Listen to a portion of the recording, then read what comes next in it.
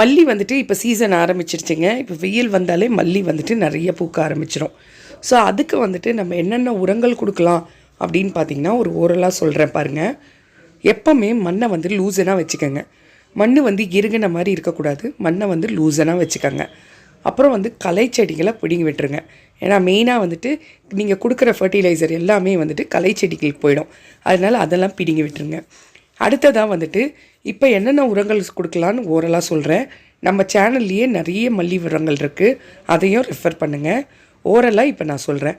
Tea தூள் waste, coffee தூள் waste, எள்ளு புண்ணாக்கு, கடலை புண்ணாக்கு, வேப்பம் புண்ணாக்கு, அடுத்தது வந்து கடுகு புண்ணாக்கு, அப்புறம் வந்துட்டு தொழு உரம், வர்மி கம்போஸ்ட்டு, போன் மீல் இதெல்லாம் கலந்து ஒரு கைப்பிடி அளவு வச்சுட்டு வரலாம்.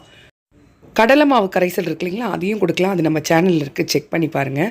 ஸோ இந்த மாதிரி ரெகுலரான ஃபர்டிலைசர்ஸ் கொடுக்க ஆரம்பிச்சோன்னா மல்லி செடி நிறைய